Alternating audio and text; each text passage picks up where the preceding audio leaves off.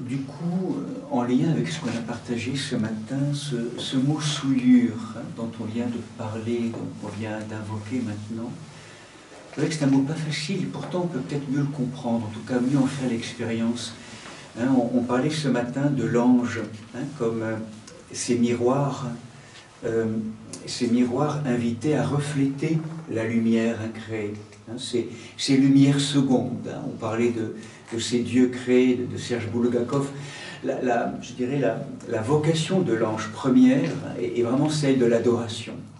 Adorer, chanter. Hein, et l'ange, on le rappelait ce matin, à la fois toutes ces créatures de feu, hein, chantent et dansent la gloire de Dieu dans une liturgie éternelle. Hein, on pourrait dire qui embrase les mondes. C'est une espèce d'embrasement angélique. Hein, et donc, vous sentez, c'est un peu l'image de ces vieux miroirs, je ne sais pas comment on appelle ça, je crois, ces miroirs qui sont un peu, où il y a des taches, vous savez, qu'on appelle du teint en français, hein, le teint, je crois, T-A-I-N, il me semble, c'est comme s'il y avait des taches, des souillures. Et c'est ça en fait, hein, c'est comme si en fait, quelque part, notre humanité, hein, si on intègre ça maintenant, si on l'intériorise dans notre humanité, c'est comme si finalement, à terme, chacun d'entre nous, dans la prière, nous devenions invités, en intégrant l'ange, à devenir à notre tour des êtres qui reflétons la gloire de Dieu et qui passons notre temps normalement à chanter et à louer Dieu. Hein. Et finalement, tout notre travail, vous le sentez, c'est comment purifier le miroir du cœur. Ce cœur qui, du coup, aujourd'hui a du mal, parce qu'il est embroussaillé, il est noué. Hein. C'est tous les lieux de nouure, les lieux de crispation, les lieux d'emprisonnement, d'enfermement, ces lieux, j'ai souvent ce mot un peu trivial aujourd'hui, mais ces lieux mazoutés. Il y a du mazout qui est là. Hein. Enfin, trivial oui et non, parce que si on écoute et si on lit profondément l'agenda de Mère, hein, donc là je fais référence à une autre tradition, là, dans toute cette tradition de Sri Aurobindo en Inde, hein, qui je trouve est la plus proche du christianisme.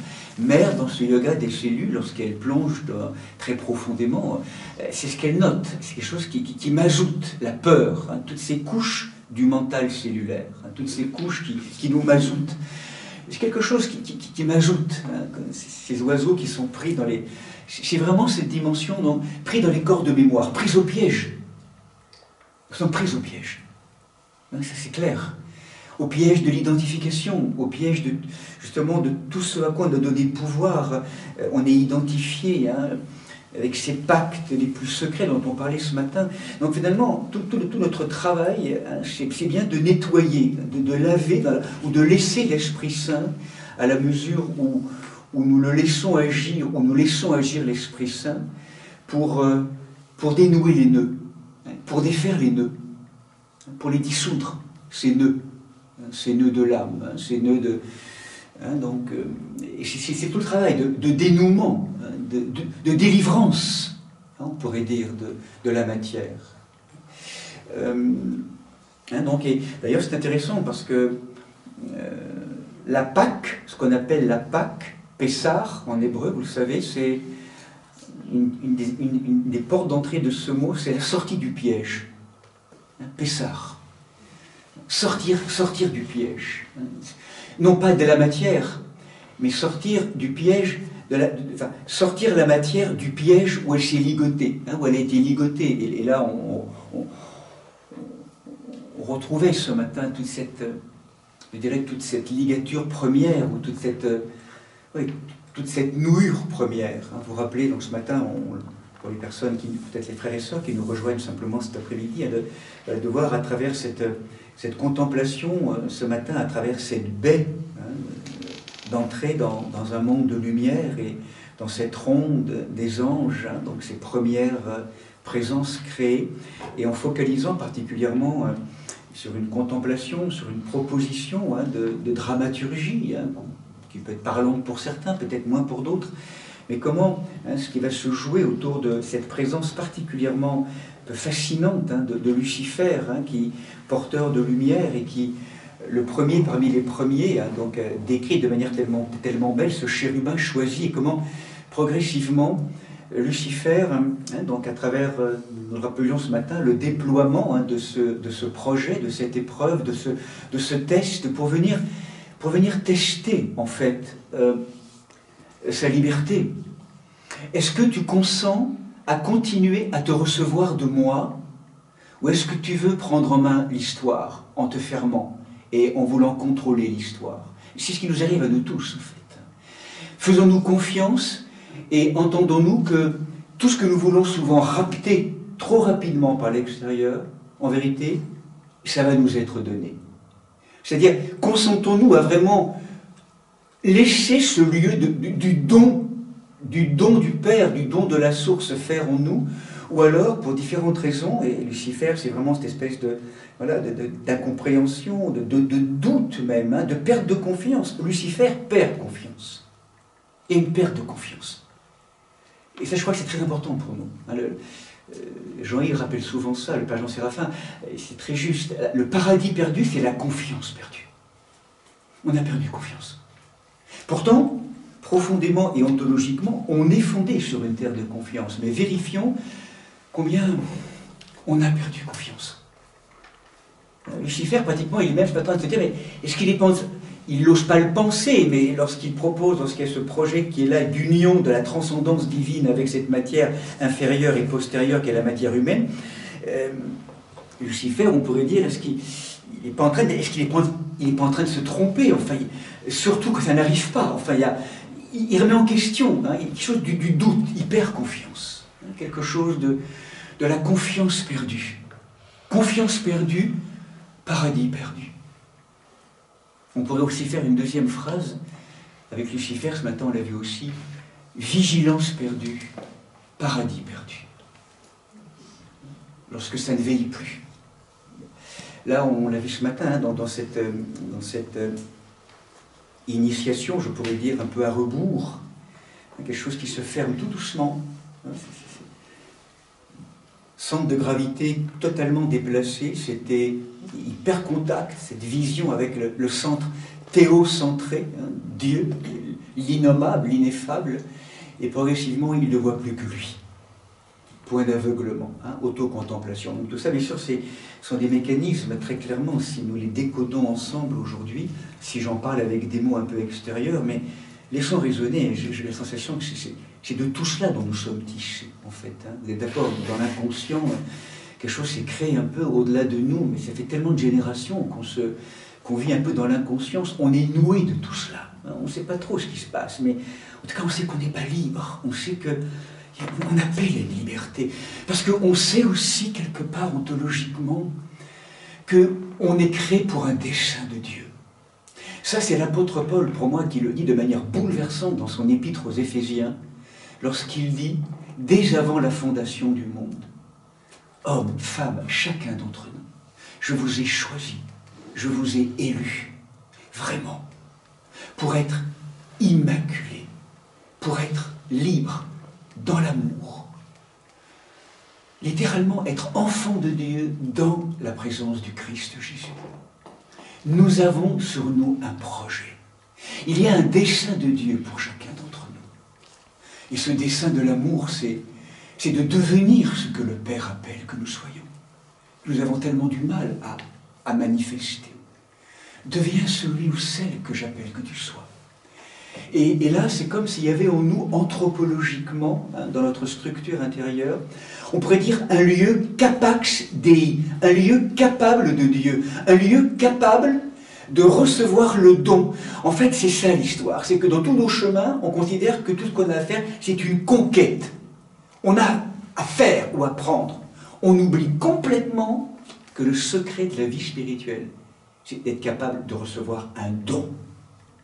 C'est le don de Dieu. Et finalement, notre chemin, c'est pas tant de prendre.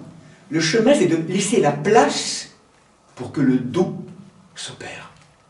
Il faut qu'on libère la piste d'atterrissage. Je ne sais pas comment dire. Enfin, le lieu où... comment dire, enfin, le lieu où l'Esprit Saint descend. C'est tellement encombré, tellement encombré, embroussaillé. C'est libérer l'espace pour devenir gardien et gardienne du sanctuaire. De l'autel, gardien et gardienne du sanctuaire. Et du coup, vous sentez que toutes les forces maintenant qui vont être là, thématisées par Lucifer, devenu Satan, au passage. Hein, ce matin, je ne l'ai pas signifié, mais c'est vrai que les anciens vont très vite associer cette chute de Lucifer en donnant à cette instance luciférienne, enfin, le mot de Satan, hein, désormais qui fait obstacle. Hein, donc, dans l'approche hébraïque, même si on verra aussi qu'il peut avoir une fonction, hein, de remettre chaque chose à sa place. Mais effectivement, donc, l'enténébrement de Lucifer, bon, après à vérifier, hein, en tout cas, pour les anciens, il y a très vite, dès le 3e, 4e siècle, hein, lorsqu'on relit les écrits, cette identification entre Lucifer et Satan. Hein, on pourrait dire que ce sont des noms différents pour signifier désormais cette force, enfin cette contre-force en tout cas qui est là présente.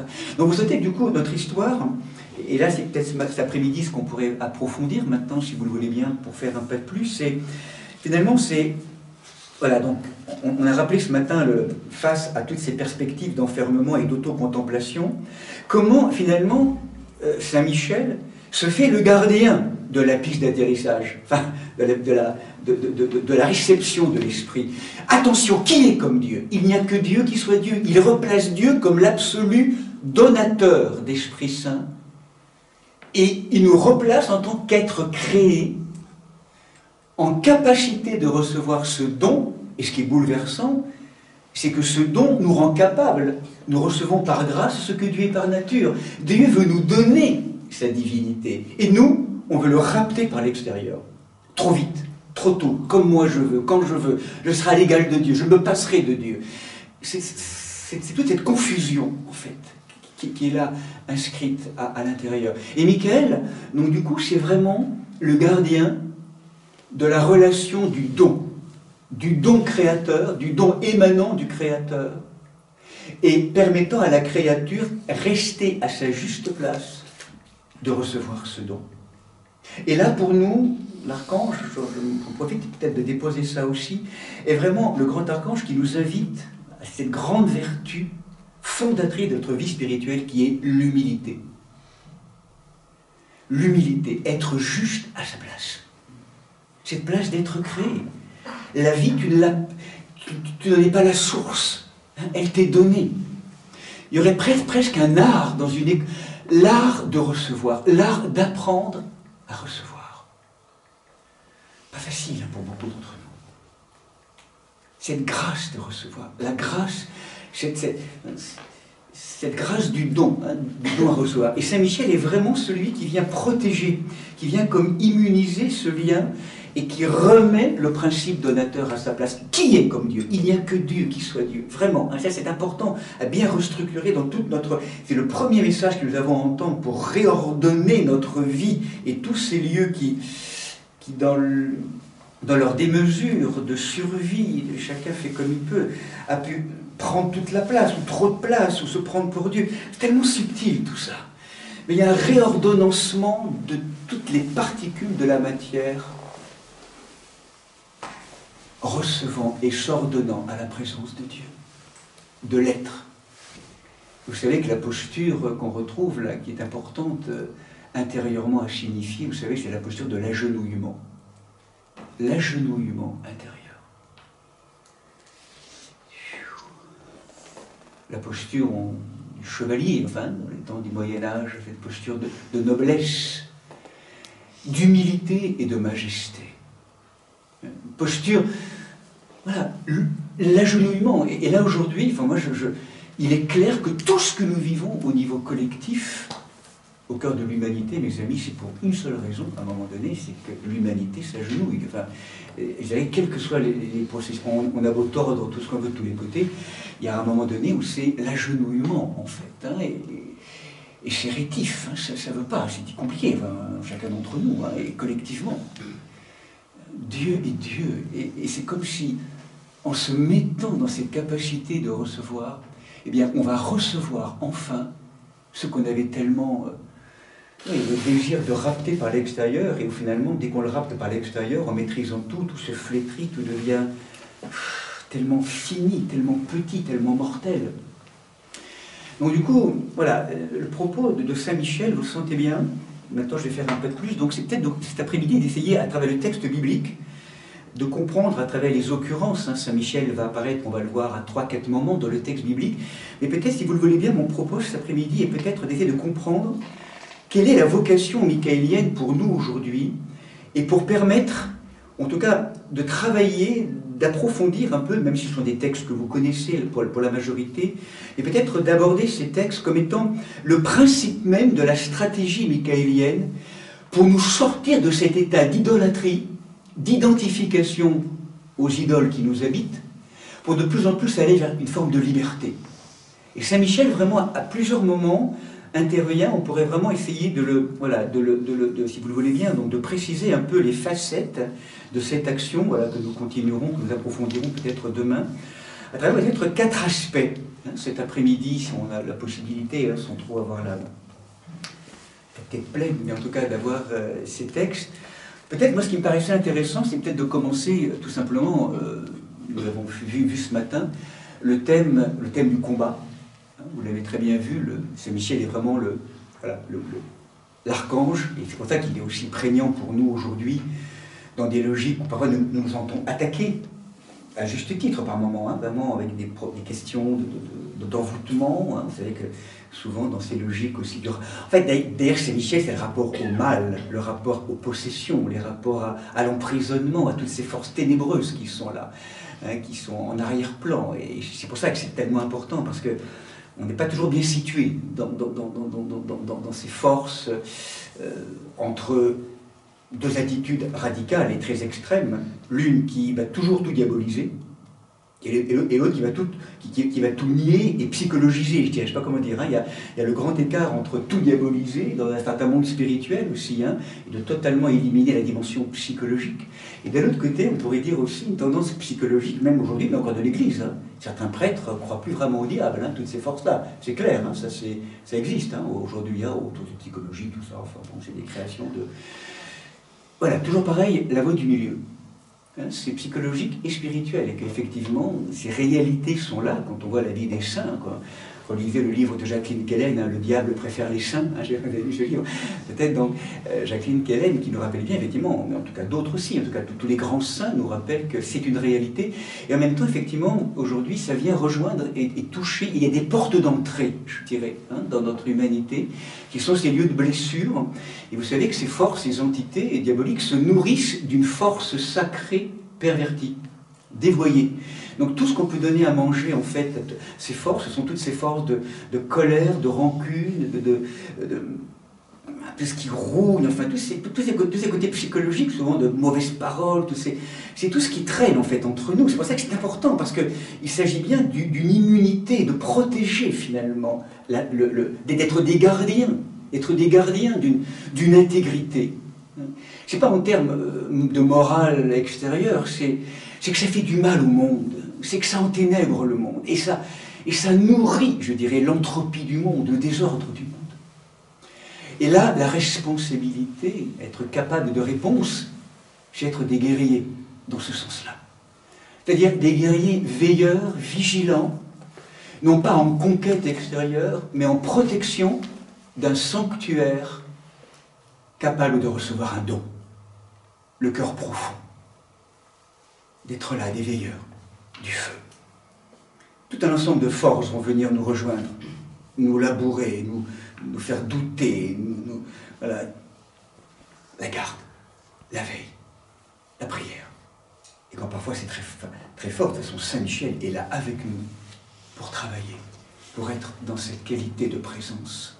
À la présence, là est vraiment tout le sens du combat spirituel. Donc, nous l'avons rappelé ce matin, donc très clairement, Michel est toujours convoqué lors de ce grand combat avec ses forces de néantisation, de désespérance, de mensonges, enfin, qui nous envahissent, de manipulation en fait, qui voudraient nous faire prendre, idolâtrer le relatif, absolutiser le relatif, nous mettant en confusion, nous mettant... Qui est comme Dieu? Ça réordonne. Donc toujours cette dimension du combat. Donc effectivement, il y a 3 textes, vous le savez peut-être là pour plonger un peu plus maintenant dans la Bible, dans le texte biblique. Il y a 3 livres, 3 moments en fait dans le texte biblique où le nom de Michael apparaît. C'est l'archange qui est le plus avec Gabriel aussi, hein, qui est assez souvent nommé, en vérité 3 fois, c'est quand même pas tant que ça, mais le livre de Daniel. Donc là, simplement, on refait le même, si c'est peut-être moins parlant pour nous aujourd'hui. En tout cas, à chaque fois que Michael apparaît, c'est pour défendre quelque chose de précieux. Justement, on parlait tout à l'heure du sanctuaire. Hein. Donc là, il va apparaître dans le livre de Daniel, donc chapitre 10, au moment donc où... voilà, livre de Daniel... voilà, ou après une apparition donc à Daniel d'un ange, en tout cas d'un être de lumière, qui d'ailleurs l'a effondré, hein, tellement c'était fort cette rencontre. Donc Daniel, le prophète, entend le son de la parole et il défaillit et il tombait face contre terre. Donc je suis chapitre 10 du livre de Daniel, hein, le prophète Daniel, verset 9. Une main me toucha, faisant frémir mes genoux et les paumes de mes mains. Il me dit, allez Daniel, homme des prédilections, comprends les paroles que je vais te dire. Lève-toi, me voici envoyé à toi. Hein, le prophète qui reçoit l'ange, c'est insupportable. Enfin, c'est insupportable. Il y a quelque chose de tellement fort à assumer pour le corps qu'il le réveille. Hein, et puis, allez, maintenant lève-toi, écoute-moi. On va travailler ensemble. Hein. Et donc là, ne crains point, Daniel.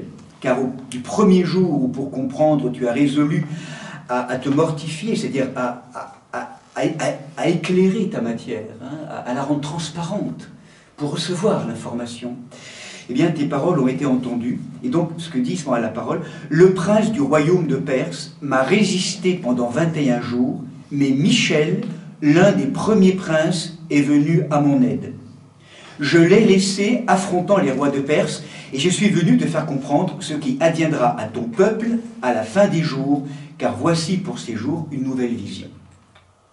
Et un peu plus loin, donc arrive ce moment aussi où, dans le verset 20, un peu plus loin, il est dit « Sais-tu pourquoi je suis venu à toi? Je dois retourner combattre le prince de Perse. Quand j'en aurai fini, voici que viendra le prince de Yavan, mais je vais t'annoncer ce qui est inscrit dans le livre de vérité, nul ne me prête main forte pour ces choses, sinon Michel, votre prince. » Et enfin, dans le chapitre 12, pareil, du livre de Daniel, et là c'est plus une perspective plutôt de la fin des temps. On n'a pas l'impression que c'est forcément un combat qui se révèle actuellement, mais c'est toujours, vous savez, dans le livre biblique, quelque chose qui toujours nous rapporte ou nous ordonne à une fin de temps. Et à chaque fois qu'il y a la fin de temps, vous pouvez être sûr que Michel est là. C'est pour ça qu'on parlera de l'archange Michel comme le grand archange de l'Apocalypse. À chaque fois que l'humanité traverse ou vit une fin de temps, là où il y a des remous, des tourments, là où il y a des douleurs de contraction, où c'est l'achèvement d'un vieux monde et d'un vieux temps pour l'événement et pour l'avènement d'un monde nouveau, Saint-Michel est là toujours pour participer à ce grand travail de mutation. Il est très opératif aujourd'hui, Michael en particulier, avec Raphaël. Hein, c'est vraiment important. Michael est vraiment le grand archange, celui qui sans arrêt va venir en titillant toujours ces lieux. Cette fin de temps, c'est le moment souvent de la synthèse, de la quintessence, où ces forces diaboliques sont souvent extrêmement prégnantes, parce qu'elles savent qu'elles ont déjà perdu. Et en fait, elles en mettent un coup, on pourrait dire particulièrement fort, donc on a l'impression que du coup elles sont omniprésentes. En vérité, c'est un peu comme un baroud d'honneur, hein, certains l'interprètent comme cela, et que derrière tout cela, il y a donc un vrai travail de, je dirais, de déconstruction des idoles, d'un monde ancien. Tout s'effondre, hein, sauf la vie. Et Saint-Michel est au service de cette déconstruction de ce qui est déjà mort, pour que ce qui est en appel de vivre, vive vraiment. Hein, c'est tout le travail michaélien qui est là. Donc il est très prégnant là. Donc Saint-Michel, là, il s'agit vraiment, on entend bien, votre prince. Ça, nous le reverrons un peu tout à l'heure. On a l'impression que Saint-Michel étant, là c'est parti également dans la tradition des anges, la sensation qu'un ange est associé à un pays, hein, en tout cas, ou à des groupes de pays. Et là, très clairement, depuis très tôt, l'archange Michel est l'archange associé au peuple hébreu. hein, au peuple juif, au peuple hébreu. On va le voir dans toutes ces mutations. Bon, il y a aussi le peuple qui protège la France, l'ange qui protège aussi la France, hein, enfin, depuis Jeanne d'Arc et d'autres approches. Bon, en vérité, l'archange Michel, il protège tout le monde. Hein. Enfin voilà, il y a peut-être des pays peut-être un peu privilégiés, mais en tout cas, c'est donc Michel, hein, le prince. Donc Michel apparaît ici comme un ange combattant. Donc première occurrence, livre de Daniel, avec toujours une perspective de fin des temps. Il y a aussi un deuxième texte qui est beaucoup plus donc là, il faut tourner beaucoup de pages, pratiquement à la fin d'ailleurs. Hein.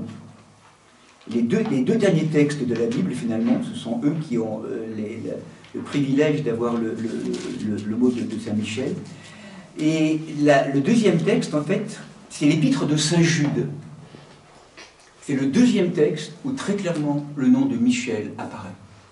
Et là, c'est un peu anecdotique, quoique, parce que là, ça fait référence à un texte apocryphe, juif, donc vous lirez ce texte de l'épître de Saint Jude, en tout cas, ce qui concerne Saint Michel.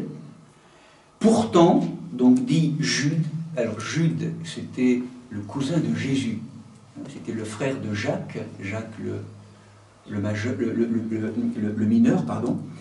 Et donc voilà, il a écrit aussi une lettre qu'il a laissée. Pourtant, l'archange Michel, lorsqu'il plaidait contre le diable et discutait au sujet du corps de Moïse, n'osa pas porter contre lui un jugement outrageant, mais il dit que le Seigneur te réprime. Donc de nouveau, un combat. Donc là, il s'agit d'un livre étonnant, je ne peux pas vous le dire plus, je ne l'ai pas lu complètement, c'est ce livre, ce qu'on appelle l'Assomption de Moïse, ou le corps de Moïse, et l'enjeu entre d'un côté Saint-Michel et de l'autre côté le Satan, le diable. Hein. Donc là, l'élément précieux dont il faut être gardien, c'est le corps de Moïse. Alors, non pas pour une forme idolâtrique, rappelez-vous, mais Moïse, c'est quand même toute cette figure tellement incroyable, tellement forte du peuple hébreu. Hein, justement, et puis, il faut justement éviter que Moïse soit idolâtré. Donc, il y a toute une dimension de protection pour vraiment, là aussi, un combat donc, autour de la dépouille ou de la mémoire d'un grand prophète, d'un grand législateur, hein, qui a été Moïse, là où l'archange Michel, toujours pareil, au cœur du peuple hébreu, eh bien, va contester avec le Satan, avec le diable. Et puis le troisième texte, hein, que vous connaissez bien aussi, peut-être qu'on l'abordera un peu plus profondément demain, c'est le texte de l'Apocalypse, chapitre 12, ce grand signe, hein, rappelez-vous, avec une femme qui apparaît, hein, nous sommes au cœur du livre de l'Apocalypse, et là donc, rappelez-vous, cette scène très forte, tellement étonnante d'une femme à la fois en majesté, et en même temps en difficulté, de douleur d'enfantement. Et là, surveillant, ou je dirais, surveillant cette grossesse et cet accouchement, le dragon qui est là. Hein, cette image énorme, le dragon rouge-feu qui ne pense qu'à dévorer l'enfant. Et l'enfant va être sauvé par ailleurs, voilà, un ensemble de versets, et immédiatement après, donc on voit ces versets. Alors il y eut une bataille dans le ciel, Michel et ses anges combattirent le dragon riposta avec ses anges, mais ils eurent le dessous et furent chassés du ciel. Ça nous rappelle ce matin un peu l'histoire aussi du début de l'histoire, mais régulièrement ces combats ont toujours lieu en fait, hein, et même je dirais à la fin des temps, ce combat est sans temps, je dirais, sans repère de temps, il est toujours là, toujours ce rapport avec cette lutte. Le dragon riposte avec ses anges, mais ils eurent le dessous. On le jeta donc, l'énorme dragon, l'antique serpent, le diable ou le Satan, comme on l'appelle, le séducteur du monde entier, on le jeta sur la terre et ses anges furent jetés avec lui. Hein, donc là aussi, vous sentez l'enjeu pour Michael, même si ce n'est pas directement en lien avec l'accouchement, c'est de sauvegarder la vie, d'être un gardien de la vie. Parce que c'est valable pour nous personnellement, mais aussi collectivement aujourd'hui, à travers tout ce qu'on va pouvoir imaginer mettre en place d'heureux en termes d'accouchement personnel, va toujours être menacé par des forces de mort, d'autosabotage, de destruction. Ben, regardez comment ça se passe, hein, dans chacun d'entre nous, dans nos vies existentielles. Il y a toujours quelque part ces forces, encore une fois, qui ne veulent pas de la déification. Rappelez-vous ce matin, hein, sans arrêt, hein, cette dimension désormais, toute l'agir ou la pensée diabolique perverti, c'est d'empêcher l'être humain d'accomplir, de rentrer au paradis. La déification de l'homme. Eh bien, Saint Michel est le gardien, on pourrait dire, de ce travail d'accouchement de soi à soi. Là où les uns après les autres, en Marie, parce que finalement, la grande présence qui est là, Marie, couronnée d'étoiles, cet archétype de ce féminin éternel, de la présence de Marie. Certains aussi verront la dimension de l'Église, comme ce corps de Dieu, la création finalement, de manière terminale. Mais en tout cas, cette présence qui fait que dans cette maternité, nous apprenons à mettre au monde et à devenir « je suis ». Mettre au monde la dimension d'éternité qui nous habite. Toute notre vie est un long processus de mise au monde, d'accouchement, de mort, résurrection, pour que de terre en terre, de commencement en commencement, de plus en plus nous mettions au monde de la liberté, de la conscience, de la vie, de l'amour, toutes les relations à la fois fortes que nous rencontrons, parfois dans le combat avec certaines personnes, avec d'autres, dans des étreintes tellement simples avec d'autres.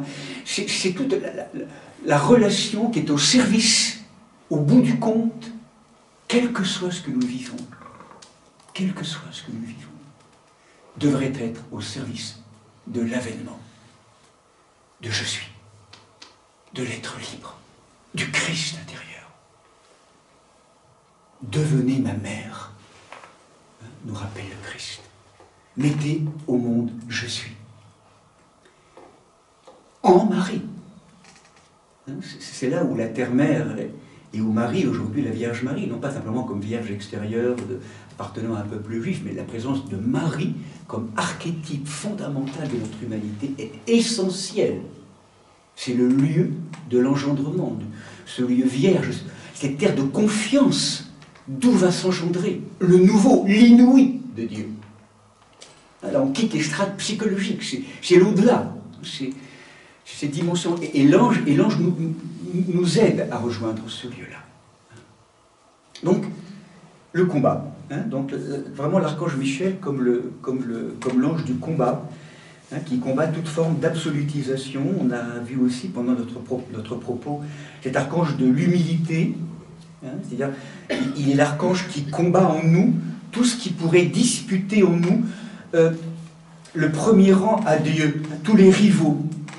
Voilà, c'est le garant de la souveraineté de Dieu. Donc, on l'a rappelé, je vais faire un pas de plus maintenant, donc c'est le deuxième aspect que je voulais aborder cet après-midi, peut-être un peu plus rapide, on se disait effectivement, ces combats, c'est pourquoi ces combats? Qu'est-ce que ça garde? C'est au service de quoi ce combat? Donc nous l'avons vu, c'est au service d'une garde, et d'une garde d'un sanctuaire. Et le sanctuaire pour nous, alors ça c'est très hébraïque, c'est le nom. Non pas N-O-N, mais N-O-M, le nom. C'est le Shem, ce qu'on appelle le Shem en hébreu. Et le Shem, c'est quoi? C'est cette vibration, c'est ce nom, c'est d'autres noms pour dire je suis ou le Christ intérieur. C'est le nom par lequel nous sommes appelés par le Père, que nous ne connaissons pas encore. Nous sommes encore appelés par nos prénoms aujourd'hui, par nos noms extérieurs. Mais ce moment dans notre vie, peut-être l'avons-nous déjà pressenti ou vécu, où nous sommes appelés par la source divine, cet Abba, qui nous appelle intérieurement, et on sent comme un frémissement, où nous sommes reconnus, aimés, et placés comme jamais. C'est vraiment cette filiation retrouvée, ce nom. Eh bien, effectivement, dans la tradition, ce qui est intéressant, et là je fais référence à deux textes, un texte apocryphe, le livre d'Enoch, mais aussi un texte de l'Exode, on va le voir après, eh bien, Michel apparaît comme le détenteur du nom et le gardien du nom de Dieu. Et ça, c'est particulièrement important. Et là, c'est le seul, d'après ces différents textes. En particulier, le livre d'Enoch, vous savez, qui est un prophète étonnant, toute son histoire, je ne vais pas forcément la rappeler, Mais arrive un passage très étonnant dans un des livres donc, du livre des paraboles d'Enoch, hein, qui est un livre apocryphe de la tradition juive, où il va nous être dit dans le livre des paraboles, au verset 69, un texte qui n'est pas très clair à comprendre. Ceci est le chiffre de Casbeel, initiateur du pacte qu'il a indiqué aux saints, alors qu'il habitait en haut dans le ciel. C'est lui qui demandait à Michel de lui révéler le nom secret, afin que les anges le mentionnent dans le pacte, pour que ce nom et ce pacte fassent trembler ceux qui ont enseigné aux hommes tous les mystères. Telle est la vertu de ce pacte, il est puissant et stable. La présence avait confié ce pacte à Michel. Bon, hein, c'est forcément sorti du contexte, on ne va pas forcément le préciser, c'est une section, diront certains, plus ésotérique, hein, je dirais, dans cette approche. En tout cas, très clairement, le nom dont il est question, c'est le nom même de Dieu, considéré comme secret, car sa connaissance donne à celui qui le possède un pouvoir analogue à celui de Dieu. Hein, donc c'est pour ça que Saint Michel, pour certains, ça leur revient à dire que Michel a reçu le nom secret de Dieu et que sa possession pourrait pratiquement lui donner un pouvoir créateur. Saint Michel, hein, qui est comme Dieu. Et là, effectivement, du coup, il acquiert un statut un peu différent. Et ça, on va pouvoir l'approfondir, si vous voulez, à travers un texte biblique, hein, ce qui clôturera la deuxième partie de mon propos cet après-midi.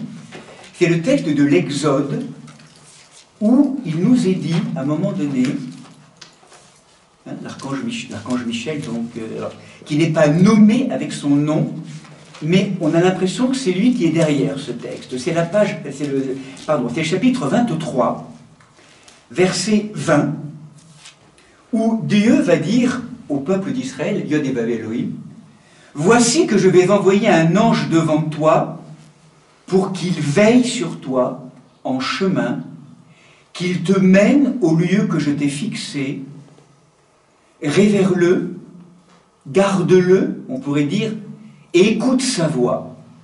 Ne l'aigris pas, car mon nom est en lui.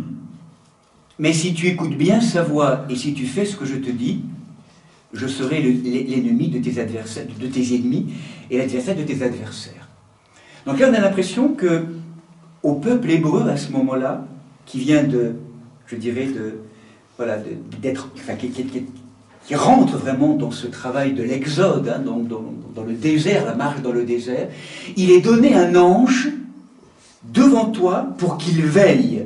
Hein, le mot chamor en hébreu, garder. Chamor, Shem, le nom. Pour qu'il garde le nom. Pour qu'il garde ton nom à l'intérieur. Pour qu'il te rappelle ton identité. Révère-le. Et là aussi en hébreu, malheureusement en français on passe à côté, mais en hébreu, il y a quelque chose de l'ordre de veille aussi sur ses préceptes. De nouveau le mot chamor qui est là, avec la notion du nom. Et la troisième fois, donc, car mon nom est en lui, Shem, c'est comme si, en gros, ce que je suis en train de vous rappeler, de vous signifier, c'est que c'est comme si l'archange Michel, à travers l'œuvre qu'il accomplit en nous, est le gardien du nom et le gardien de notre identité profonde d'enfant de Dieu. Le gardien de l'identité.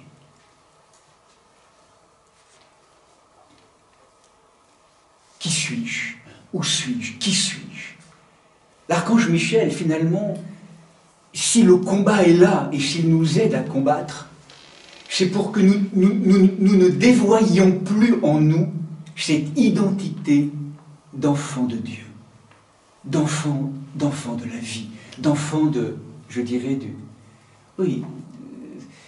d'enfant du Père. Parce que, vous comprenez bien derrière tout ce chemin, c'est ça qui est bouleversant dans cette présence de l'archange Michel.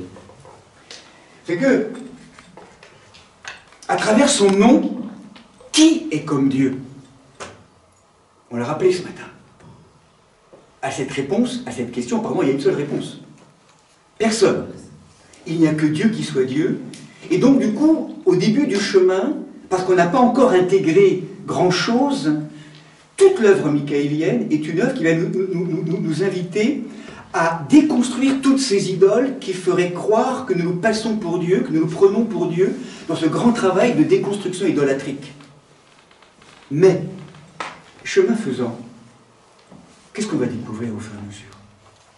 Qui est comme Dieu? Et finalement, on va se rendre compte qu'en vérité, toi, chacun d'entre nous, on est invité à devenir des dieux par participation. Mais encore faut-il avoir quitté toute cette espèce de tentation de la voie du raccourci, en se prenant pour Dieu et en se passant de Dieu. Il a fallu passer par tout ce travail de déconstruction égocentrique, on pourrait dire, pour découvrir au fur et à mesure que l'archange Michel, il est le grand gardien de notre propre chemin de déification. C'est toi, homme, femme, qui est invité à devenir Dieu. Mais non pas en te passant de Dieu, mais en recevant de lui la plénitude de sa divinité. Et je suis là pour t'ouvrir le chemin, pour te rappeler ce sceau, cette identité, et travailler avec toi pour déconstruire tout ce qui pourrait empêcher ce don de Dieu, pour que tu puisses acquérir ou recevoir en plénitude ce pourquoi tu as été créé. Et finalement, il est vraiment, à ce moment-là, Saint Michel, le gardien. C'est lui qui les accompagne. D'ailleurs, à tel point que, au bout du compte, rappelez-vous, c'est une des fonctions de Saint Michel, on ne pourra peut-être pas la voir à travers des textes cet après-midi ou demain, mais quel est l'archange qui vient peser les âmes au bout de l'histoire, lors de la naissance au ciel? C'est une des grandes icônes, des grandes fonctions psychopompe de Saint Michel. C'est lui. À la fin, au début, depuis la naissance sur terre jusqu'à la naissance au ciel, il est là. Qui est comme Dieu? Qui est comme Dieu? Qui est comme Dieu? Qui est comme Dieu? Qui est comme Dieu? Réveille-toi. Deviens celui que tu ne sais pas encore être. Je te réveille, je te déconstruis, en gros, enfin, de participer à ce travail de déconstruction, pour qu'à la fin, eh bien, ils viennent peser tout ce travail de transmutation du plomb en or, pour peser. Qu'a-t-on fait? Quel est ce poids d'amour qui reste? Qu'a-t-on fait? Comment est-ce que tu as aimé? Comment est-ce que tu as mis au monde cette qualité d'amour tout au long de ton expérience? Cette matière de gloire, cette matière de conscience, cette matière du je suis. Comment ça s'est révélé en toi au fur et à mesure de tout ton chemin? Il est vraiment le gardien du nom et il est vraiment le gardien de cette identité divine. C'est pour ça qu'aujourd'hui, moi je trouve très intéressant et particulièrement percutant qu'à travers tout ce que nous vivons actuellement au niveau de ces grandes manipulations, au niveau génétique, de tout ce qu'on vit au niveau médical et scientifique, qui viennent toucher aujourd'hui à l'ARN et donc du coup à l'ADN. ADN, en tout cas avec ses possibilités, aujourd'hui on le sait, ADN, Adonai, vous savez, ce jeu de mots étonnant que rappelait Yannick. Mais ça veut dire qu'aujourd'hui, le gardien du seuil qu'on a à rencontrer, c'est aussi des systèmes, je dirais, de compromission qui pourraient venir attenter à notre identité aussi, au niveau de la cellule, au niveau même du collectif de l'humanité. Regardez au niveau du genre, par exemple, identité, alors tu es un homme, tu es une femme, tu ne sais plus autre, homme, femme ou autre, quel que soit, d'ailleurs après, je dirais le drame, en tout cas on n'est pas en train de minimiser cela, c'est une vraie question aujourd'hui, mais une question d'identité derrière tout cela. À sensation, à la fois extérieure, mais aussi sans doute parce que tout le chemin, l'un des grands enjeux pour nous aujourd'hui, c'est en traversant ces notions de forme et d'incarnation, c'est de retrouver cette identité pour refaire partir le vivant et la cohérence du centre divin, qui du coup vient remettre de l'ordre dans tout un ensemble de choses aujourd'hui en grande confusion au niveau légal, enfin, au niveau des lois et des logiques. C'est pour ça que cet archange de l'identité est particulièrement précieux, parce que c'est lui qui vient pratiquement nous inviter à retrouver, à trouver, à révéler cette filiation, cette identité de fils et de fille de Dieu. Vraiment. Et en partant de cette incandescence, de cet éblouissement intérieur, c'est comme si tout pouvait se remettre à l'endroit ou dans l'ordre, que que si nous repartions des profondeurs de ce lieu-là, comme si on était invité à repartir, à faire repartir vraiment de ce lieu-là à l'intérieur. D'où l'importance, progressivement, de l'honorer, de le retrouver, de l'exalter, de prendre soin, d'être des gardiens. C'est un lieu piétiné aujourd'hui. C'est un lieu piétiné aujourd'hui. D'ailleurs, on en voit aujourd'hui toutes les traces au niveau de la terre-mère, dans les profondeurs, piétinées de la terre-mère. Il y a un ventre matriciel qui est piétiné, qui a été violenté par tellement de violence. Comment retrouver? Je crois que l'archange Michel a vraiment quelque chose à nous dire aussi autour de cette notion du nom, d'être gardien du nom, d'être des veilleurs du nom, à travers je dirais, ce texte aussi de l'Exode. Et d'ailleurs, je pourrais dire que lorsqu'on parle de l'archange Michel comme l'archange associé au peuple juif, je vous rappelle qu'aujourd'hui, être juif, spirituellement ou ontologiquement, ou être hébreu plutôt que juif, hébreu, c'est pas simplement appartenir à un peuple historique. Être hébreu, ontologiquement, rappelez-vous, c'est être un peuple de passage, qui passe, qui quitte la rive du connu pour aller vers la rive de l'inconnu. Hein, c'est les aventuriers de l'alliance perdue, de l'arche perdue, je ne sais pas comment dire ça, pour retrouver l'arche. Je ne sais pas comment il s'appelle,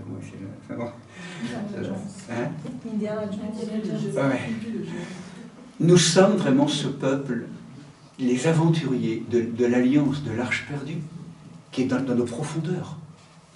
Et l'archange Michel est celui qui accompagne ce peuple d'hommes et de femmes, je dirais toute tradition confondue, de ces êtres qui sont en quête vraiment de ce nom, de cette présence, de ce je suis, qui déborde bien sûr. Le logos appartient à toutes les grandes traditions spirituelles. C'est commandons d'être en marche, ce peuple de pèlerins. Et l'archange Michel vraiment est dépositaire de cela, de ce chemin. Donc ça, c'est peut-être le deuxième aspect que je voulais vous proposer, cette notion de l'archange, comme cette identité, parce que aujourd'hui aussi, vous le savez, il est beaucoup question aujourd'hui à travers l'identité parce que ça se décline aussi au niveau de l'immunité aussi. On parle beaucoup de l'identité et de l'immunité. Cette carte d'identité au niveau de ce qui est étranger, enfin cette carte cette carte immunitaire en fait, qui fait qu'on est capable de dire ce qui est moi, ce qui n'est pas moi, ce qui est étranger, avec tous ces liens au virus, à toutes ces défenses, et qui structure notre réponse immunitaire, donc en intégrant, enfin tout ça on le sait, dans la physiologie aussi, je dirais, de notre corps, ces grandes questions de l'immunité. Aujourd'hui, on est quand même très confronté aussi, il y a des gros problèmes d'auto-immunité, de pathologies auto-immunitaires, avec des guerres intérieures, enfin des retournements, voilà, on est marqué par je dirais par cette guerre civile au paradis, qui s'est répercutée partout, dans tous les strates. Et là, l'archange Michel, à travers sa présence inhérente, nous rappelle vraiment qu'il est aussi l'archange de l'immunité. Celui qui va nous inviter à retrouver cette force vitale, parce que nous retrouvons le lien avec la source, qui est comme Dieu. Dieu est le principe immunisant. C'est la santé, c'est le lieu du repos, le lieu du bonheur, le lieu de la présence. Et donc, en Dieu, une vie sans Dieu est une vie sans issue. C'est une vie qui n'est pas immunisée, protégée. Et de plus en plus, même s'il y a des épreuves, même s'il y a des choses effectivement difficiles, douloureuses sans doute, et de manière évidente, et même parfois plus, ça va dans le sens où peut-être qu'on sera éprouvé, mais en Dieu et par Dieu, il y a cette immunité qui est là, cette protection donc qui nous sera vraiment donnée. En tout cas, c'est tout le témoignage que nous rappellent les saints et les saintes. Donc ça va très loin dans ce va-et-vient aussi avec cette expérience intérieure. Peut-être se poser quelques instants simplement, si vous le voulez. Se poser quelques instants, peut-être même, je ne sais pas, j'ai peut-être envie de vous proposer de vous mettre debout pour quitter un peu le lien à l'écoute hein, avant de rencontrer deux textes pour conclure, hein, qui vont nous faire travailler aussi sur les modalités d'action de l'archange Michel aujourd'hui, dans notre vie personnelle et collective. Peut-être simplement, hein, je vous propose de... Peut-être, tiens, tu peux ouvrir un peu pour mettre un peu d'air.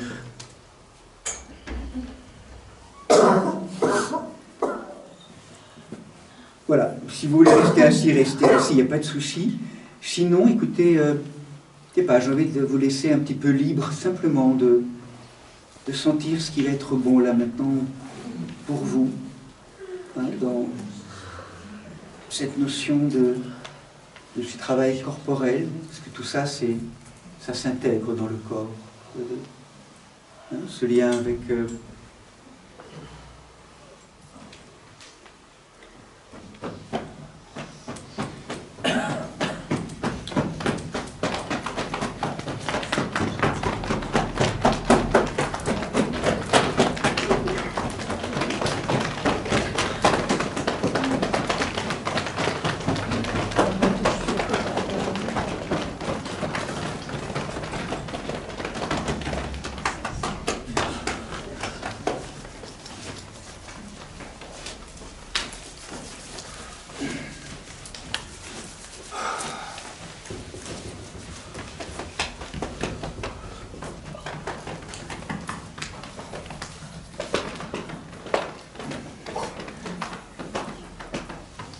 se rappeler que c'est bien dans ce bout d'univers que ça commence. Ce corps qui m'est confié, qui est tellement précieux. Dieu a pris un corps, on l'a vu ce matin, et à quel prix, hein, pour Lucifer, enfin, Dieu a pris un corps, cette matière tellement précieuse. Hein, et ce corps devient ce moyen, ce chemin royal pour vivre, pour expérimenter cette alliance avec la grâce divine. C'est vraiment d'honorer ce corps, d'honorer le corps, cette matière comme réceptacle, comme tabernacle de ce corps.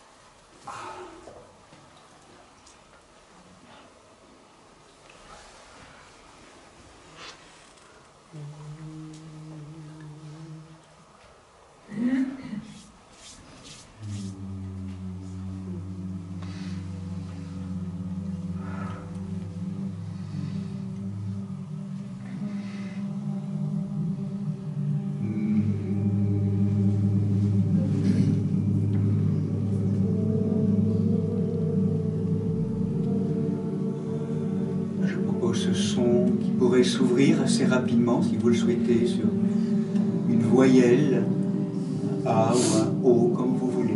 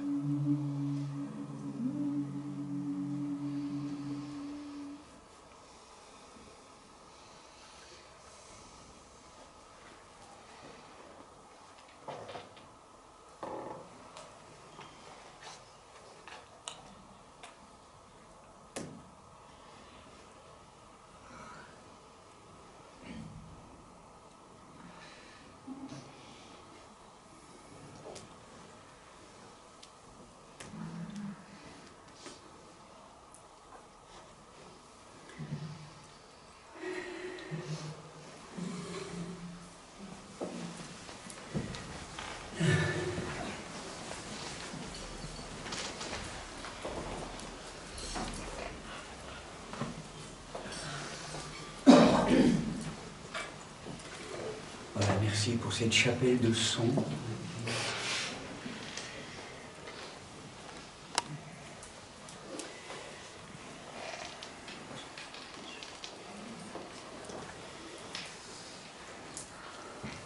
Je propose maintenant, justement, ça va peut-être nous aider pour monter une montagne, maintenant pas toujours, mais très difficile à monter quand on la rencontre. Un texte très connu, immensément connu, parfois peut-être aussi avec des nuances peut-être qu'on pourrait apporter sur ce texte, même si la présence de l'archange Michael n'est pas signifiée dans ce texte. Certains anciens n'hésitent pas à voir dans l'événement, vous le savez, enfin, vous ne savez pas encore parce que je n'ai pas encore dit, mais du livre de la Genèse, chapitre 22, ce thème immense qu'on appelle le sacrifice d'Abraham. En vérité, qui n'est pas un sacrifice et qui est un sacrifice, justement, on va le voir. Et je propose de monter cette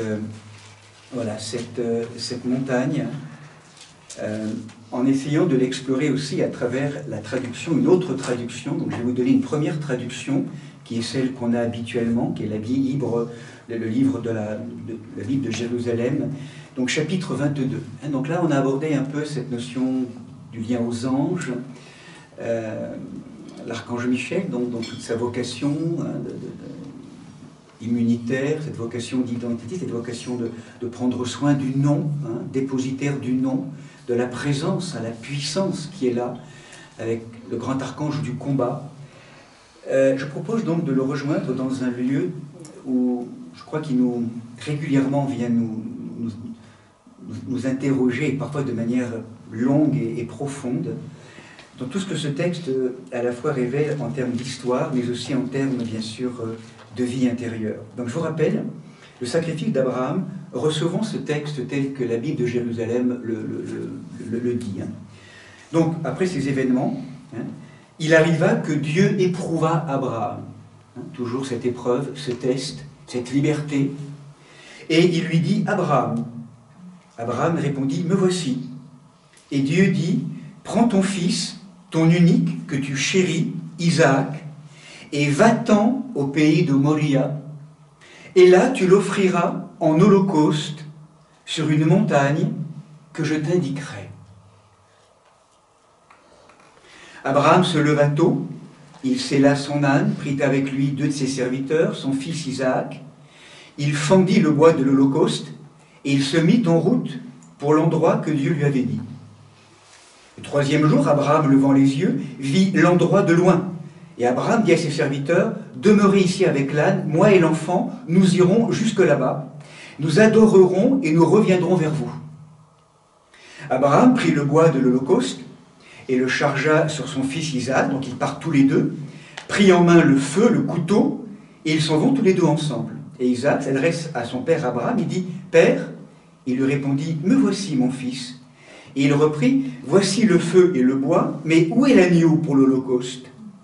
Et Abraham répondit, « C'est Dieu qui pourvoira à l'agneau pour l'holocauste, mon fils. » Et ils s'en allèrent tous les deux ensemble. Quand ils furent arrivés à l'endroit que Dieu lui avait indiqué, Abraham y éleva l'autel, disposa le bois, puis il lia son fils Isaac et le mit sur l'autel par-dessus le bois. Abraham étendit la main et saisit le couteau pour immoler son fils. Mais l'ange du Seigneur, et donc certains voient vraiment la présence de l'archange Michel là, l'appela du ciel et lui dit, « Abraham, Abraham !» Il répondit, « Me voici. » L'ange dit, « N'étends pas la main contre l'enfant, ne lui fais aucun mal. Je sais maintenant que tu crains Dieu, tu ne m'as pas refusé ton fils, ton unique. » Et Abraham leva les yeux et dit un bélier qui s'était pris par les cornes dans un buisson. Abraham alla prendre le bélier et l'offrit en holocauste à la place de son fils. L'ange du Seigneur appela une seconde fois Abraham du ciel et lui dit, « Je jure par moi-même, parce que tu as fait cela, que tu ne m'as pas refusé ton fils, ton unique, je te comblerai de bénédictions, je rendrai ta postérité aussi nombreuse que le sable de la mer, et ta postérité donc conquérera la porte de ses ennemis par la postérité.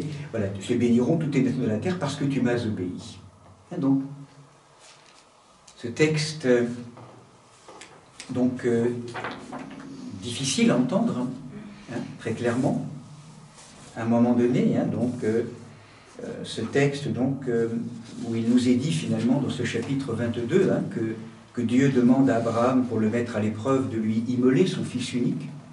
C'est du moins ce qu'on croit à savoir. Et dans une parfaite obéissance divine, celui-ci s'apprête à égorger ce fils sur un autel, mais Dieu arrête la main hein, d'Abraham à travers son ange, comme si l'intention suffisait, et les commentateurs donc de faire l'éloge de la foi hein, d'Abraham. Et c'est vrai que c'était immoler hein, ce qu'on a peut-être de plus cher. Hein, donc là, Isaac, vous vous rappelez, dans l'histoire, est quand même ce fils béni, ce fils tellement attendu de la promesse, hein, donc avec Sarah, donc il y avait une première grossesse, en tout cas par le biais de la servante, avec Agar, enfin vous savez, Ismaël. Et donc là, c'est vraiment ce couple stérile, donc tout ce chemin. Et vous vous rappelez, à chaque fois, Abraham reçoit cette information de Dieu, d'être pèlerin. C'est important pour nous, c'est l'echlecha en hébreu, va vers toi, quitte, quitte, quitte, quitte tout ce à quoi tu t'es identifié, quitte. Et en l'occurrence, chapitre 12, quitte ton père, quitte ta parenté, quitte ta patrie, quitte, et va vers toi. Abraham a vécu aussi une deuxième expérience de va vers toi. C'est le moment, rappelez-vous, lorsqu'il change de nom, Sarai, qui était Sarai au départ, devient Sarah. Et Sarai, en hébreu, c'est quelque chose de l'ordre ma princesse. Sarah, c'est princesse.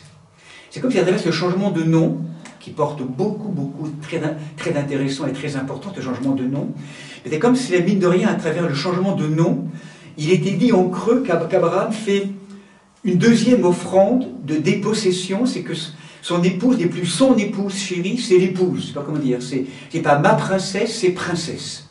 Hein, vous sentez ce travail de quitte, quitte, quitte encore et encore, quitte. Et là, c'est là où maintenant, on en vient à cet événement très fort dans la vie d'Abraham, qui est un moment très fort dans le texte biblique de la Genèse.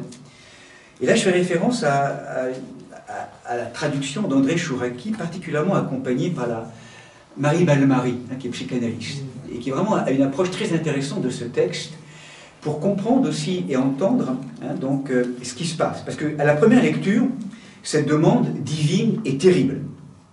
Hein, et pourtant, elle semble claire dans nos traductions, lorsqu'on lit, hein, vous savez, ce mot, voilà, le mot holocauste, sur une montagne, je t'indiquerai, etc. Voilà, donc pour le sacrifice, vraiment, hein, très clairement, de la mort annoncée du Fils. Sauf que, en plongeant dans le texte hébreu, donc, et en particulier la traduction d'André Chouraki est remarquable pour ça, eh bien, on constate, de manière étonnante, plusieurs aspects. D'abord, un premier aspect qui n'apparaît absolument pas dans le texte, la traduction française, c'est qu'à un moment donné, dans le texte biblique, hein, lorsqu'on prend donc « Prends ton fils, ton unique », et là, il est dit « Va vers toi en terre de Moria », et là, donc de manière... Alors, « Va vers toi en terre de Moria ». Comme si, pour la troisième fois, on pourrait dire, là, cette formule mystérieuse entendue par Abraham au jour de sa vocation réapparaît, « Va vers toi », « l'Echlecha ». On a l'impression qu'à travers l'événement que vit Abraham, c'est pas tant pour son fils, oui, clairement, mais c'est comme une invitation pour Abraham à faire un peu de plus, à quitter, à se désidentifier, à quitter toutes ces idoles. On est vraiment là dans le travail michaélien je dirais, de rompre ou de se libérer de toute forme d'idole qui pourrait nous coller, hein, ou quelque part identifier de manière trop possessive ou démesurée, on met quelqu'un à la place de Dieu, tout en étant en relation avec Dieu. Mais c'est comme si on a trop peur de perdre, on n'a pas encore assez rendu, je dirais, l'histoire. Comme si il y avait encore un lieu d'enfermement, d'autocontemplation, qui ne veut pas rendre. Je ne sais pas comment dire. Et là, donc, dans ce texte, en hébreu, très clairement, il y a ce mot « l'echlecha » en terre de Moria. Et cette terre de Moria, le mot Moria, c'est très intéressant, donc, en hébreu, c'est ce mont de l'amertume, littéralement, en hébreu. Donc là, sur ce mont Moria, on va être invité à vivre très clairement une forme d'amertume. C'est douloureux, c'est difficile. C'est inévitable dans ce travail bien ordonné sur soi-même de déconstruction de nos idoles intérieures ou extérieures, un travail amer, difficile, mais régulièrement nous y sommes convoqués à ce travail. Ce mot Moléa. Et là, Marie Balmary, de manière très intéressante, est très étonnée de voir qu'en hébreu, dans la demande faite par Dieu à Abraham, il n'y a aucun mot qui veut dire littéralement sacrifier et immoler, et absolument pas même le mot holocauste. Ça n'existe pas en hébreu. Et effectivement, quand on lit la traduction d'André Chouraki, c'est monte-le en montée. Hein, c'est monte-le en montée. On a fait tout ce travail, ce texte, on a toujours fait ce texte autour de sacrifice, d'immolé, d'holocauste. Le texte hébreu ne dit absolument pas ça. Il dit monte en montée. Et là, donc, cette traduction, hein, donc, en revisitant toutes les traductions qui étaient là, il y a celle d'Audrey Chouraki, et puis un commentaire très intéressant d'un des grands rabbins, ou en tout cas un des grands sages de la tradition, qui s'appelle Rashi, hein, et qui dirait la chose suivante: Dieu ne lui dit pas immole-le, le Saint béni soit-il ne voulait nullement cela, mais seulement le faire monter sur la montagne pour donner à la personne d'Isaac le caractère d'une offrande à Dieu. Et une fois qu'il l'aura fait monter, il lui dit, fais-le descendre. Donc il n'y avait pas du tout, en tout cas dans la traduction hébraïque, dans le mot hébreu, cette notion, si vous le voulez, de cette immolation, de cet holocauste. Autrement dit, ce qui est intéressant à entendre sur la notion de monter en montée, même si Abraham peut-être va l'entendre comme un sacrifice, parce qu'au passage, à l'époque, sacrifice d'enfants était assez courant, comme une logique d'offrande qui pouvait apaiser éventuellement la notion d'une demande éventuelle de Dieu. On était dans une culture à l'époque, hein, qui peut-être était en lien comme une interprétation culturelle, comme si on était en train de voir qu'Abraham a peut-être mal interprété l'injonction divine parce que parasité par un inconscient culturel, une mode de pensée, je pourrais dire, qui a projeté sur la demande de l'être qui fait toute chose, je dirais quelque chose de collé à une forme de culture de l'époque, en tout cas d'habitude de l'époque. En tout cas, c'est un moment important parce que désormais, il y a quelque chose qui va se clôturer avec ça. Mais ce qui est important surtout, c'est que, en le montant en montée, vous sentez bien, quand on traduit la Bible d'André Chouraki, lorsque les deux, en fait, montent, hein, donc le Père et le Fils, eh bien, à deux moments, Abraham prend les bois de la montée, il les met sur Isaac, ils vont les deux unis. Isaac dit à Abraham, alors la traduction de la Bible de Jérusalem, c'est ils vont tous les deux ensemble, hein, c'est le texte, je crois, qui était dit ici, donc chapitre 22, c'est... donc une première fois, il est dit « ils s'en allèrent tous deux ensemble ». Ce qui est intéressant dans vraiment l'expression hébreu, c'est « ils vont les deux unis ». Et 3 versets après, de nouveau, Abraham dit « Elohim verra pour lui l'agneau et la montée ». Ils vont les deux unis. Et dans le texte biblique, lorsque ça vient comme ça clignoter, c'est forcément, il y a un travail important qui vous est proposé. Ils vont les deux unis. Vous sentez ce qui se passe là? C'est la fusion. C'est la confusion. Et là, ce qui est demandé à Abraham en le montant en montée, ce grand travail de différenciation. Ce travail de l'épée, pour venir différencier, dissocier, désunir, pour permettre en vérité, parce qu'on introduit un troisième, d'entrer dans l'alliance. Et là, c'est un vrai travail de sortie de l'identification à l'idole. Isaac ou Abraham avait sans doute trop peur de perdre Isaac, tellement légitime, je dirais, ce fils tellement chéri. Et chacun d'entre nous, pour être honnête, à un moment donné, on va rencontrer cette expérience à travers des situations extérieures, relationnelles, cet état de fusion, de confusion. Parents-enfants, chacun sait exactement, en tout cas, ce qu'on a, ou même cette identification à soi-même aussi. Hein. Vous savez que certains diront que, pour certains, le drame, pour beaucoup d'entre nous, au moment de la naissance sociale, c'est cette identification au corps que nous sommes. Et que là aussi, comment toute notre vie va être un travail de désidentification, de libération de tout ce qui peut, quelque part, prendre la place et empêcher l'être libre de se déployer. Rendre à Dieu tout ce qui est à Dieu. Tout, Seigneur. Même ce que j'aimerais tellement, en tout cas ce que... Voilà, c'est logique, vous sentez bien, d'identification. Hein, c'est cette idée donc de...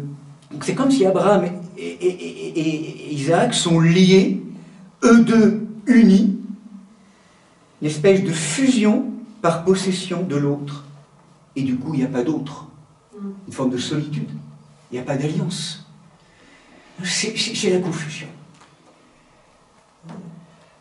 C'est la sortie, vraiment, de l'identification, la sortie de, je dirais même de cette chosification, on pourrait dire, et quand Abraham se saisit du couteau, on pourrait dire, c'est là où tout bascule, tous trois se transforment. D'ailleurs, à ce moment-là, dans le texte hébreu, le divin change de nom, hein, c'est plus Elohim qui est là, mais c'est Yod et Vavé qui est là, et c'est plus mon enfant, c'est l'adolescent. Hein, vous sentez quelque chose qui fait qu'il y a une forme de maturation très profonde qui s'est passée, et c'est comme si finalement tout notre chemin, et le chemin que nous montre cette montagne de Moria, c'est tout ce travail progressif de désidentification, quitte tout ce à quoi tu t'es identifié. Aussi beau, aussi profond soient les liens, hein, dans une métamorphose des liens. Pour dépilloter, hein, rappelez-vous, c'est un peu le travail du deuil, pour dépilloter, travailler le lien, et pour qu'il soit de plus en plus vivant et habité du grand troisième. Je ne suis pas venu apporter la paix, mais l'épée. Travail de l'épée. Ce travail de différenciation, de séparation, de discernement, qui est extrêmement important pour les temps actuels, plus que jamais. Où l'une des stratégies de ces forces diaboliques, c'est la bouillie, la confusion, toute cette notion incestuelle ou incestueuse dans laquelle on peut mariner, je dirais, dans des discours de société, de mélange, enfin, là est quelque chose qui n'est absolument pas ajusté. Le travail de différenciation est important, fondamental. Hein, vraiment, là c'est vraiment l'avènement du je suis, et donc du coup, hein, établir une relation, hein, donc ça c'est très intéressant dans cette notion-là, hein, c'est vraiment de vraiment pouvoir, justement, hein, ça vous le savez très bien, c'est quelque chose qu'on a souvent signifié aussi avec certains d'entre nous, certains intervenants, hein, comment dans la notion relationnelle, on passe de cette fusion, puis après de cette exclusion, et là, souvent, l'enjeu, c'est comment, justement, dans cette menace où tout peut quand on découvre l'autre totalement autre, et tellement autre que c'est insupportable, et que là, on pourrait du coup exclure, hein, on sait bien, soit on est en fusion, soit on va exclure. Tout l'enjeu maintenant, et c'est le grand programme du monde nouveau, c'est de quitter ces notions de relations fusionnelles, confusionnelles, passionnelles ou d'exclusion pour entrer dans le programme trinitaire, programme nouveau du monde nouveau, programme relationnel. Il y a toi, il y a moi, et entre toi et moi, il y a l'autre, il y a celui qui est là au milieu de nous, et ensemble, on peut faire de l'alliance, du nous. C'est vraiment tout ce travail, je dirais, qui nous est proposé là, de maturation, hein, quelque chose une forme qui était cet état d'adolescence de l'humanité. Nous sommes en train de quitter aujourd'hui un état d'adolescence de l'humanité, pour aller vers un état plus mature, je dirais, au niveau relationnel. C'est ce que certains ont pu exprimer aussi aujourd'hui à travers le sens des histoires que nous vivons. Non, ça c'est pas facile, parce que là on est invité à quitter quelque chose peut-être auquel on peut être identifié dans toutes les strates de la relation. Donc on pourrait dire que Abraham et Isaac montent sur cette montagne, ils redescendent tous les deux, extérieurement rien n'a changé, et pourtant intérieurement tout a changé. Isaac est ce fils rendu à la vie. Donc après, on verra comment aussi Isaac va intégrer cela et comment il va digérer cette expérience, cette épreuve, ce que le texte peut-être dira un peu plus tard. Et Abraham devient père d'une multitude à ce moment-là. C'est-à-dire qu'il y a des séparations, des différenciations qui sont source de fécondité. C'est pour vraiment une promesse de fécondité.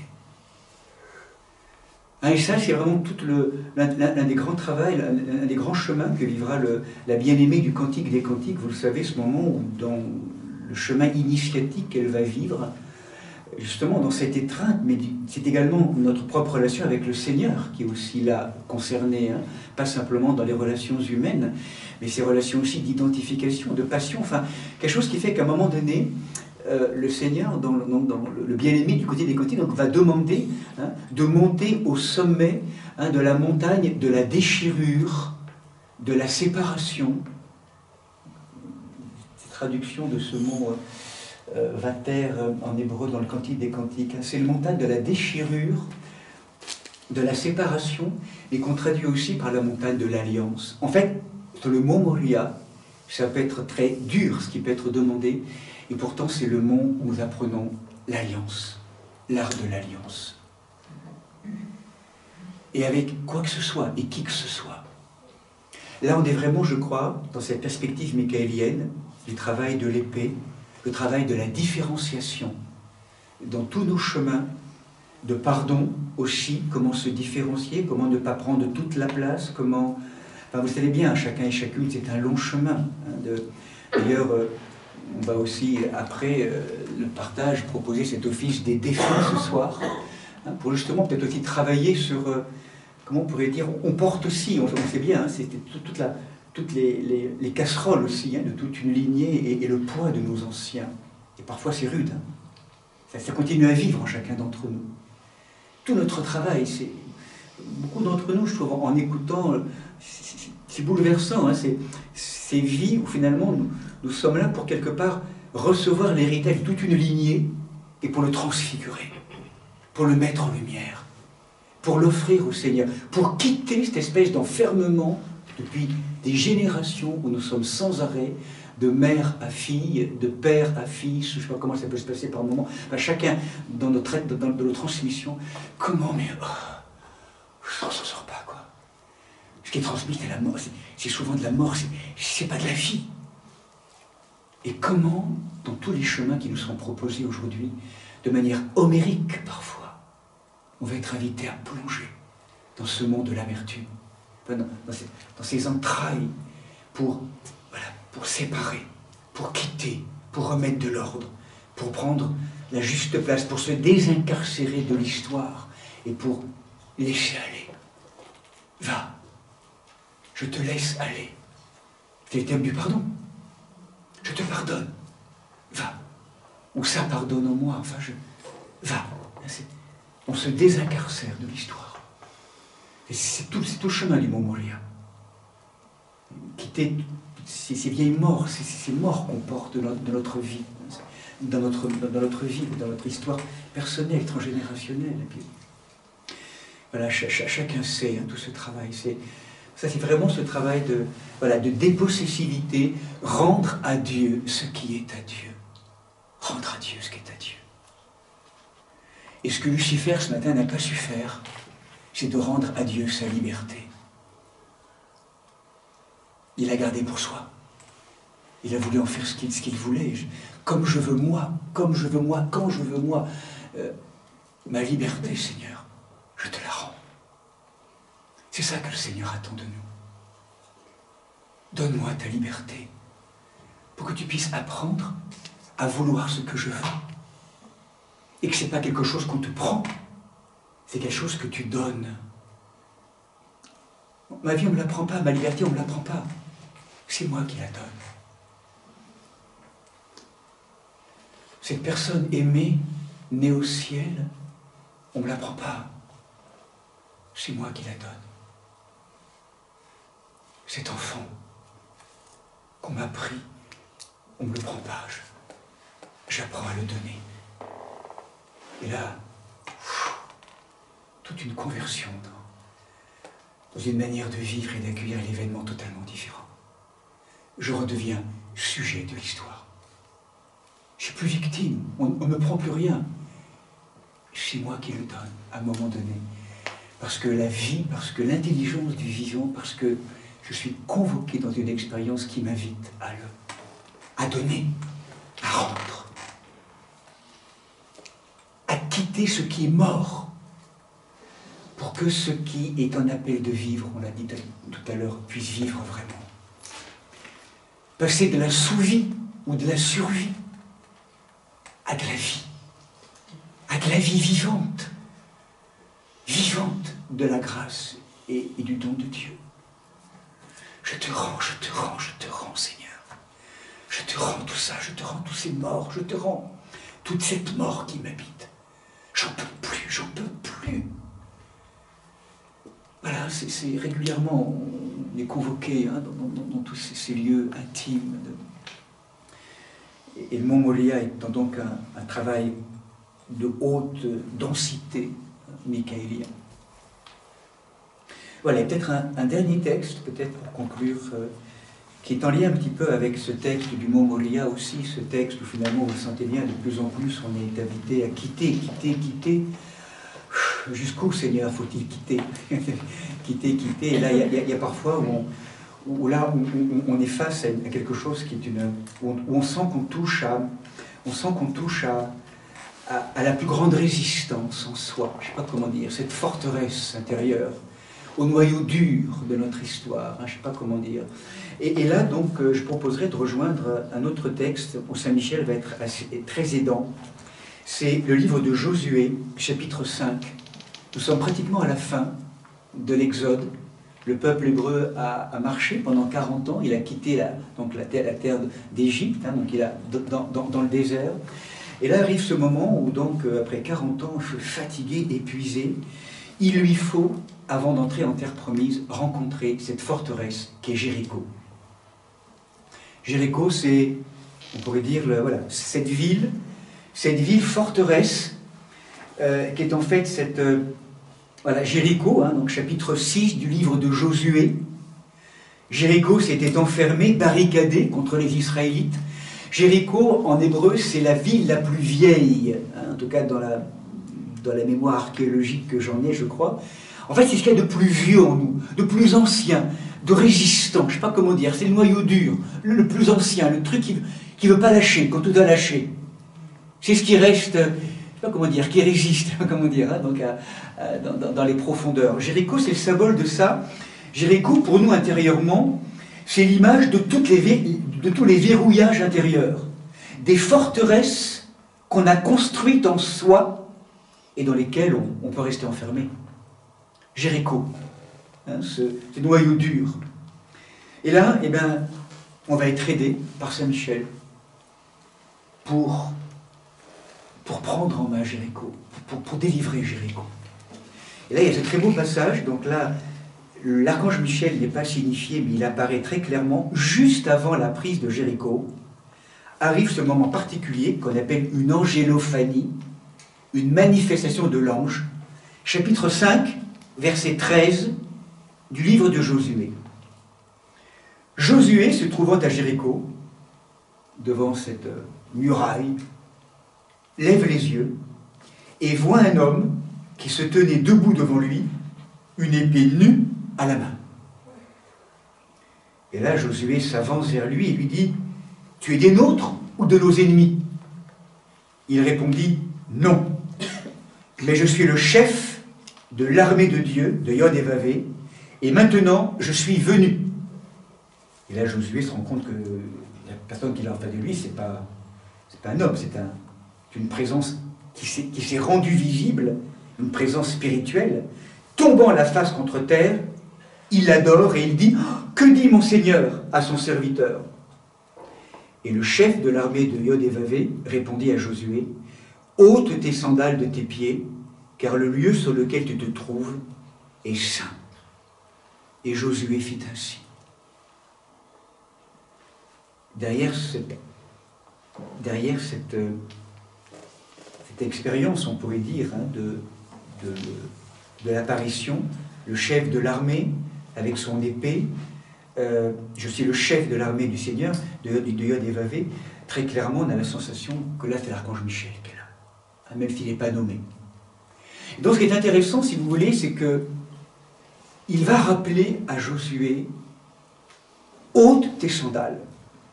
C'est-à-dire, ce lieu est saint, ôte les sandales en hébreu, enfin dans la dimension symbolique, là, les sandales, un petit peu, on rejoint le texte aussi qu'on retrouve aussi avec Moïse, hein, où Moïse qui fait le tour du buisson ardent et Dieu qui va lui dire ôte tes sandales. En fait, symboliquement, les sandales de peau, c'est en fait apprends à voir. Ôte toutes les voiles, les tuniques animales que représentent ôter ces sandales, c'est ôter tous ces corps de mémoire, toutes ces vieilles peaux qui t'empêchent de voir l'essentiel. Vis vraiment ce moment d'apocalypse, c'est un moment de révélation, un moment de dévoilement. Entre vraiment dans ce travail de dévoilement. Peau après peau. C'est l'expérience qui nous est proposée. Peau après peau, jusqu'à la dernière peau. Pour qu'il y ait ce voile du temple qui se déchire. Et on en sort, il y a la sortie du tombeau pour la mort. Et ce travail, la sensation que c'est comme si l'archange Michel, ici, en disant « ôte tes sandales de tes pieds, car le lieu sur lequel tu te trouves est saint », c'est comme si c'était la parole de Jésus qui disait « ôtez la pierre devant le tombeau de Lazare. Ôtez la pierre, ôtez tout ce qui vous aveugle. » Et là, dans la présence de l'archange Michel, Josué est comme agenouillé. Et il se rend compte à quel point il est tourmenté, ligoté dans tout un ensemble de choses qu'il se crée lui-même. Redevient simple. Ce lieu est saint. Ce lieu est saint. Redonne la place et le pouvoir au saint qui t'habite. Et qui habite ce lieu. Ne te fais pas avoir par tout un ensemble de forces ou d'énergie qui pourraient te disperser. Redonne le plein pouvoir. Reprends autorité. Donne autorité. Donne autorité à la présence du Saint qui t'habite. Et ça, pour beaucoup d'entre nous aujourd'hui, mes amis, dans tout ce qui nous arrive aujourd'hui à travers nos chemins d'envoûtement, d'auto-envoûtement, je pense que chacun d'entre nous, on laisse trop faire les choses à l'extérieur. Il y a comme une invitation à reprendre autorité. Ça, je trouve que la tradition protestante et évangélique est très intéressante pour ça. Reprendre autorité sur les esprits. On n'a pas à se laisser avoir comme ça par des logiques de cette prise d'autorité, vraiment, en laissant le Saint agir, en lui redonnant le pouvoir. C'est souvent trop mou dans nos manières de nous laisser faire. On se laisse trop facilement, je dirais, atteindre parce qu'on ne donne pas assez d'autorité à qui de droit et on donne trop d'autorité à ce qu'il n'y a pas de droit, je ne sais pas comment dire.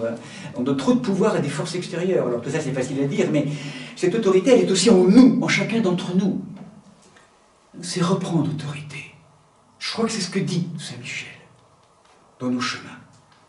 Ne laisse pas te ronger, parce que sinon c'est cette espèce d'initiation à rebours, comme l'a vécu Lucifer, qui va finir par donner tout pouvoir à ce moi, et en s'éloignant progressivement, on l'a vu ce matin, du centre divin. Redonne autorité au centre divin dans ta vie. Replace Dieu au centre de ta vie, de ton cœur. Ne lâche pas ça.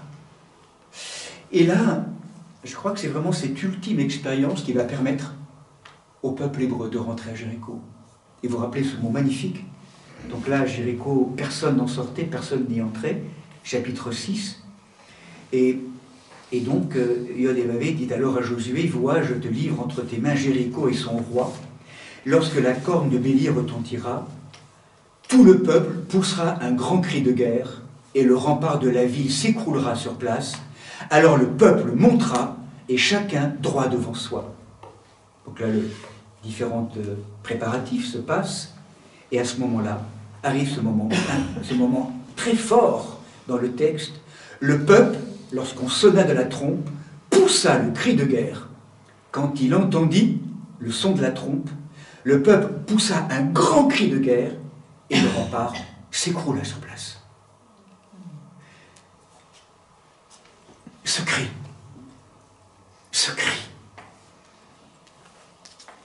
comment ça vous parle, ce cri? C'est le cri de la vie, c'est le cri de l'intérieur qui dit c'est plus possible, quoi. C'est, je sais pas comment dire, justement cette autorité qui vient des profondeurs. Je ne peux plus, je ne veux plus me laisser manipuler ou être l'objet de toutes ces forces-là. Il y en a marre, il y en a assez. Ça vous arrive parfois, ça, d'arriver à un truc comme ça? Enfin, je ne sais pas comment dire. Hein. Moi, c'est souvent que ça m'arrive, hein, je ne sais pas comment dire.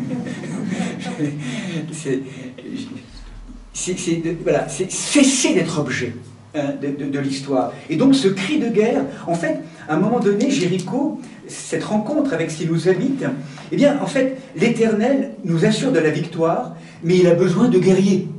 Des êtres qui s'engagent, qui y vont vraiment. C'est l'engagement. C'est vraiment l'engagement. Vaillant, des vaillants combattants. Et chacun donc a sa part dans ce combat. Ah, donc c'est pas forcément quelque chose de très extérieur avec le truc qui s'ouvre de tous les côtés, avec le feu qui sort de tous les côtés. Hein. C'est une posture intérieure. C'est une posture intérieure hein, qui reprend autorité. Le cri de guerre, c'est un cri de foi, de louange, de confiance absolue dans l'œuvre de Dieu. Notre Dieu vient nous libérer et il vient nous sortir de l'immobilisme, de la mort, de la destruction. Il nous mène à la vie, mais il ne nous dispense pas du combat qu'on va vivre avec lui. Il a besoin de nous. Je ne sais pas comment dire, c'est lui, mais en même temps, il a besoin de notre convocation, de notre mobilisation, de notre engagement, de notre responsabilité. D'être capable de cette réponse de la vie à la vie. Hein, donc c'est vraiment cette étape hein, de Jéricho, et ça Saint-Michel, on pourrait dire, est vraiment celui aussi dont vous le sentez bien, qui vient véritablement stimuler la force en nous. Là où on n'en peut plus, on est fatigué, on est épuisé, quelque chose qui a du mal à Saint-Michel, c'est cette grande force céleste, angélique, envoyée par Dieu à tout être humain pour qu'il ne soit pas vaincu par les puissances diaboliques et pour qu'il puisse aller jusqu'au bout du travail. Jamais je ne t'abandonnerai avant que ce que je t'ai promis soit accompli. L'ange marche, il est avec nous, toujours. Ah, donc c'est cette force qui nous protège et qui vraiment permet d'entrer finalement en contact avec sa propre force intérieure. Il vient stimuler, il vient... Je ne sais pas, par moments on a l'impression qu'on n'en peut plus, qu'on est au bout du bout, et pourtant quelque chose nous est donné, et quelque chose d'une surabondance de force et de vie nous est donné. Je me souviens d'un témoignage d'une femme qui avait vécu une telle expérience, entre autres, hein, mais justement au moment de l'accouchement, au bout d'heures de travail, elle ne pouvait plus, c'était quelque chose de... mais au bout du bout, et dans sa prière, elle a été visitée par une présence angélique, une présence... C'était la fin de quelque chose du travail, quelque chose qui vraiment, comme ce cri de, voilà, de la vie, de la louange, hein, qui vient vraiment sortir. Donc ce qui est important, voilà, ça ce qui est important, c'est que vous sentez bien régulièrement dans notre pèlerinage, au cœur de notre vie, il y a des moments régulièrement où on est invité à dire oui, à s'engager vraiment. Et là, c'est de plus en plus dense le choix. Comment répondre à l'appel de la vie? Et on se rend compte que finalement, le simple désir ne suffit pas. On peut désirer, mais désirer ne suffit pas. Le désir est à la base du choix, oui, mais il y a un véritable engagement, à un moment donné, de tout l'être. La notion de l'engagement. Quelles que soient les voies, quels que soient nos chemins, être des êtres d'engagement. Je crois que c'est un petit peu ce que dénonce dans le livre de l'Apocalypse, vous savez, les tièdes seront à vomir. Cette parole, c'est dur, en fait, à entendre. En fait, c'est ni, ni. Ni, ni. Ni chaud, ni froid. C'est tiède. On pourrait dire un peu tiédasse, je ne sais pas comment dire ça. Et ça y va jamais vraiment, en fait. On ne sait jamais où on est vraiment. Ni, ni. Et finalement, c'est... Voilà. Là, je crois qu'on est vraiment dans quelque chose... Voilà, ce qui est important vraiment d'entendre, hein, c'est que cette liberté donc de Dieu transfigure, donc d'aller jusqu'au bout, hein, de ne pas baisser les bras, et donc de ne pas non plus se réinstaller dans l'apathie, parce que vous sentez bien, donc ça... L'autre, il ne lâche jamais, en fait. Il n'y a malheureusement aucune illusion à se faire par rapport à ça. Quand je parle de l'autre, c'est le... Il lâche jamais. Donc nous, on peut se dire, oh, ça y est, une victoire est arrivée, on va lâcher un peu l'histoire. On se refait encore des formes d'apathie, d'indolence, ou tout simplement parce qu'il y a une invitation, un travail encore plus profond à faire. Il est là aussi pour nous tester l'autre, hein, pour sans arrêt, mais toujours nous tester en sachant qu'il ne veut absolument pas de notre déification. Mais si on replace le bon pouvoir acquis de droit, il est toujours là pour nous dire, allez, maintenant, on en remet une couche pour toujours plus, en fait, faire un chemin d'approfondissement, parce que c'est pas encore fini. Voilà, faut y aller encore, comment dire. Non, à un moment donné, ce sera fini, on espère. Bon. Le livre. On va clôturer le livre.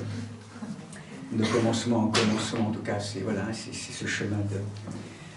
Voilà, Jéricho, hein, je crois que c'est cet ange de la force qui nous propose là, ce moment important donc, de Saint-Michel, voilà, qui va nous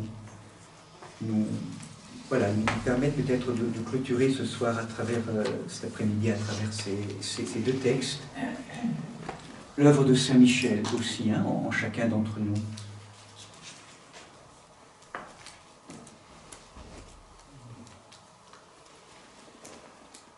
En fait, Saint-Michel ne nous lâche jamais. Du matin au soir, j'allais dire, de la naissance sur terre, de la naissance au ciel. Il ne nous lâche jamais. À travers notre ange gardien, il nous appelle à être des disciples. Et à chaque fois, sa question, qui ne nous laisse jamais en paix, on pourrait dire comme ça, enfin, qui est comme Dieu? Qui est comme Dieu? Qui est comme Dieu? Retrouve, réveille-toi, encore un pas de plus, toujours plus de vie, quitte la mort, tout est possible. Je viens christifier en toi, je viens déposer en toi la présence du je suis, du vivant qui a vaincu la mort. Je suis au service du Christ vivant. Je viens l'infuser, l'ensemencer dans ta vie et te rappeler que c'est jamais terminé. Continue, continue, ne lâche pas l'histoire. Là où tu aurais tendance, et même parfois là, la tentation de lâcher, de plus en pouvoir. Ça peut parfois nous arriver, ça. Prends ma vie, Seigneur, j'en peux plus. Et ça, c'est arrivé à certains héros bibliques, hein, comme Tobie, comme Sarah, comme prophète Élie aussi. Hein. Et là, régulièrement, l'ange est venu. Ne doutons pas que l'ange est là pour nous accompagner, pour faire un pas de plus dans tout ce travail d'accomplissement. Je propose peut-être quelques minutes, hein, quelques instants.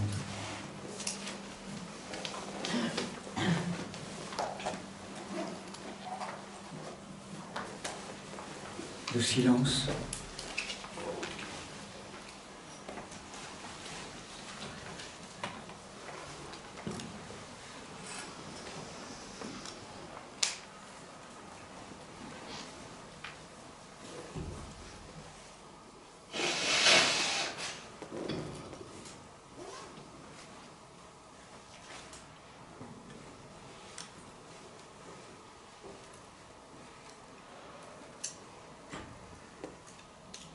Ouvrir simplement cette maison d'humanité qui est la nôtre. L'ange est là, notre ange gardien. Ils sont tous là, ces veilleurs, tellement à notre service. dans la tendresse et dans la rigueur.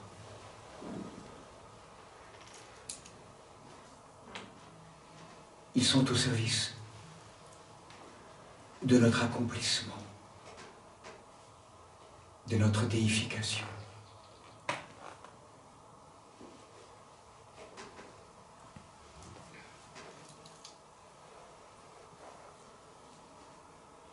Apprendre à garder le plus précieux, le cœur du cœur. Être des gardiens du sanctuaire, ce lieu du cœur.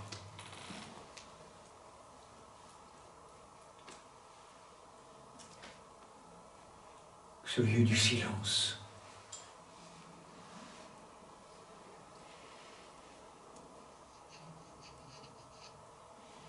C'est là que, chemin faisant, jour après jour,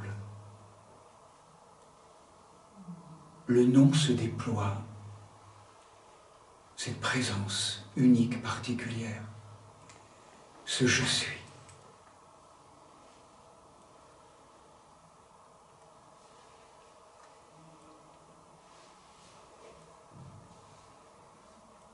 Il me faut bien des combats et de la vigilance pour protéger ce lieu mystérieux de cet accouchement, de cette naissance sacrée.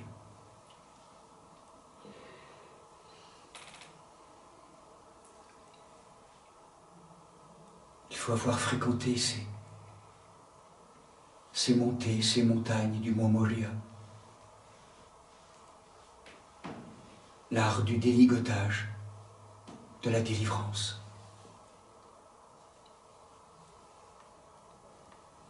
De la sortie des confusions. Pour rendre libre, encore plus libre, ce lieu précieux du sanctuaire.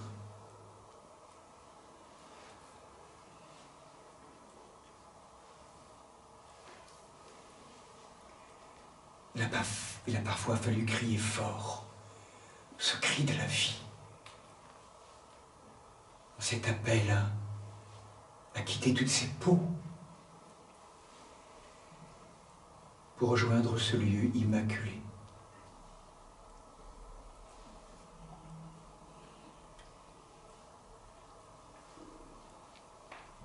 Ce lieu de plus extrême nudité. Je suis mise à nu.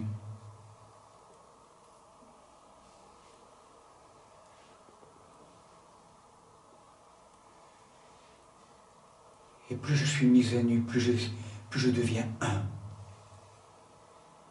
Plus je deviens unifié dans ta présence.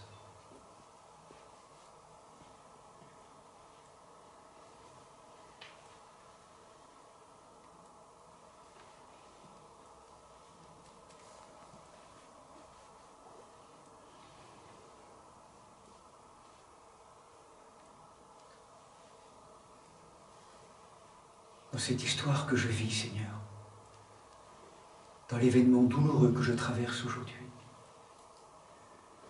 dans la situation sans issue qu'est la mienne apparemment, ou mes enfants,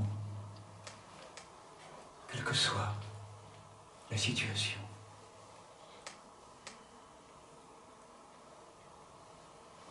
Je t'offre tout cela pour que ton œuvre s'accomplisse.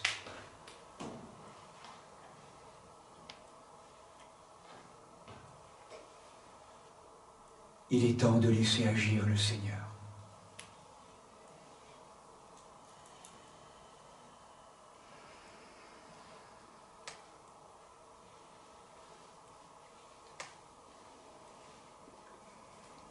Pour notre bien-être et le bien-être de tous et de toutes.